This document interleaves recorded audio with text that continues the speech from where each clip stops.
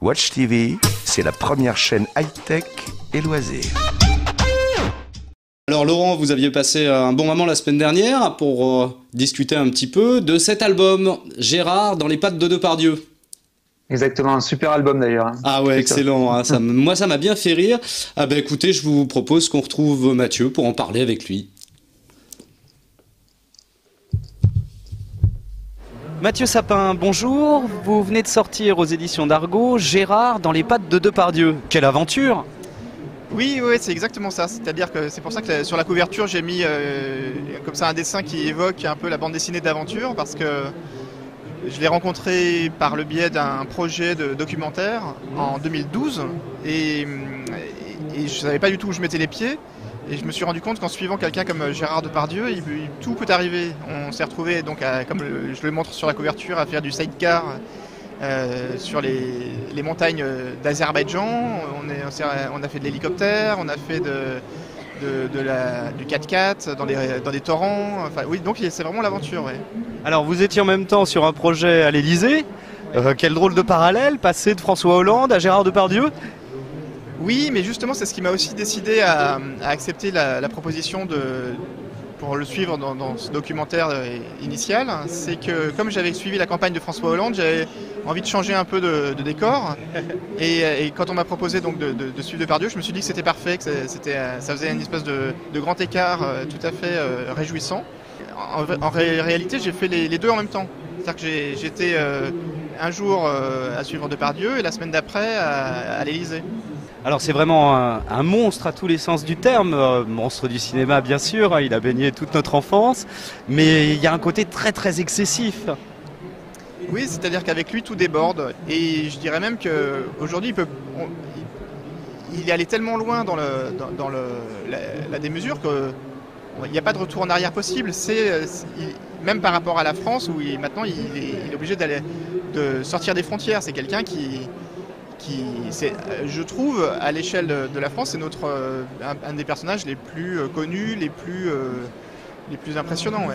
C'est vrai que ça se passe au moment où il y a toute une polémique sur lui et on voit ses réactions. Ça en fait un personnage très attachant et très émouvant malgré toute cette colère qu'on ressent chez lui. Oui, c'est ce qu'on m'a dit et c'est ce que j'ai ressenti. C'est-à-dire que moi je le connaissais évidemment pas la première fois que je l'ai rencontré. J'ai été frappé par la sensibilité de cet homme qui effectivement a des défauts, effectivement peut être très excessif, par moments on peut ne pas être d'accord, voire pas d'accord du tout avec ce qu'il dit, mais il a une générosité et même une forme de fragilité qui est très touchante. Ouais. Il y a eu des moments où vous avez eu peur de ses réactions? Au début, j'en menais pas large, hein, honnêtement, parce qu'il est très impressionnant, de par sa stature, de par ce qu'il représente. Et aussi, il a un truc de regard. Quand il vous regarde, il vous déshabille. Comme tu sais, c'est quelqu'un de très sensible. Et si on prend la peine de l'écouter, les choses se détendent. Et donc, au début, j'étais très impressionné, mais peu à peu, on a appris à se connaître et à la fin j'étais plutôt plus à l'aise. Ouais. On sent une complicité qui se met en place tout au long du livre, qui est assez marrante d'ailleurs. Oui, mais c'est quelqu'un de très très drôle. C'est quelqu'un qui est aussi malheureux vers certains aspects, qui a des failles, qui a des souffrances, mais peut être très très drôle. Et j'ai des souvenirs de fou rire énormes avec lui. Parce qu'il a une invention, il a une pétillance, une vivacité d'esprit, il a toujours un sens de la formule et c'est très très difficile de garder son sérieux avec lui. En plus, il s'abolit de toutes les barrières de hiérarchie ou quoi, il n'en a rien à foutre, il voit un chef d'État, il le tutoie tout de suite, ouais, mais il fait la même chose avec les gens qu'il rencontre dans la rue. Donc il provoque cette complicité. C'est quelqu'un avec qui on est tout de suite à l'aise. Et en même temps, on le voit grogner souvent. Ouais. Ah oui, pour peu que ça se passe bien, parce que s'il vous a dans le nez, là, c'est très, très, très compliqué. Mais il aime bien en rajouter aussi. Il aime bien, j'allais dire, jouer son propre personnage. Oui, c'est ce que vous expliquez dans un moment du livre où effectivement, il est vraiment dans l'excès partout. Oui, et ça le quitte pas, c'est ça qui est compliqué, j'imagine, pour lui, c'est qu'il est tellement maintenant connu, reconnu, qu'il est presque prisonnier de son image, et je pense que par moments c'est pesant. Il se protège aussi, je pense, derrière ce personnage. Quoi. Oui, parce qu'on le voit sollicité tout le temps. Oui, où qu'il aille, il est sollicité de par les gens qu'il croise, parce qu'il est très connu, et aussi par les autorités, c'est-à-dire que quels que soient les pays, les gens apprennent que Depardieu est là, ils vont, les représentants, du gouvernement ou tout le monde essaye ou des journalistes bien sûr, tout le monde il fascine, c'est quelqu'un qui fascine.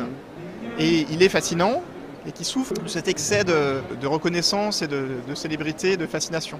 On sent une certaine fragilité chez le personnage. Ouais. Mais en fait, c'est tout le paradoxe. C'est quelqu'un de très paradoxal, qui a un rapport très contrarié aussi à son image, à sa représentation. Il déteste se voir au cinéma, il déteste se voir en photo. Et c'est ça qui lui a plu, c'est que dans ma démarche, c'est que le dessin lui permettait de pouvoir se voir. Le décalage du dessin fait que, au contraire, ça l'amusait même. Donc quand je lui ai donné le livre, à la fin, il était très intrigué. Parce que d'abord, il découvrait des choses qui s'étaient passées quand même pas mal de temps avant, puisque je l'ai suivi pendant 5 ans. Mais aussi une espèce de point de vue qui est le mien, puisque je me mets en scène et je raconte bien sûr les choses de mon point de vue.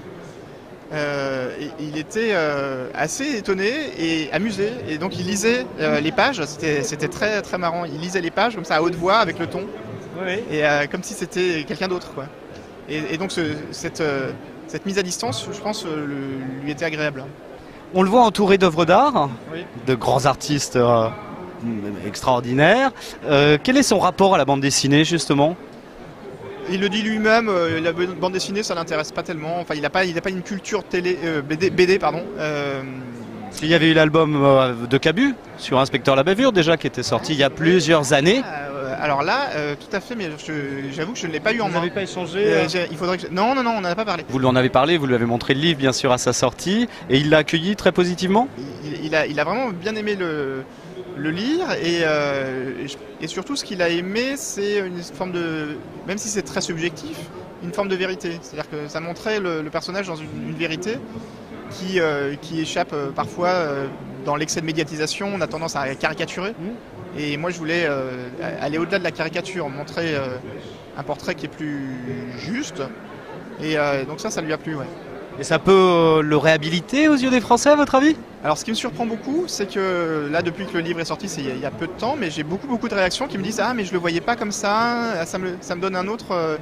ça me le fait montrer d'une autre manière grâce à ma BD. » Ouais. Mathieu Sapin, merci beaucoup. Et puis à très bientôt. Avec plaisir. Merci. Au revoir. Ah, c'était un vrai plaisir. Alors franchement, Rachel, si vous ne l'avez pas lu, je vous conseille Gérard dans les pattes de Depardieu de Mathieu Sapin aux éditions d'Argo. C'est superbe. Vraiment, c'est excellent. Deux grands. Ah oui, deux grands. Watch TV, c'est la première chaîne high-tech et loisirs.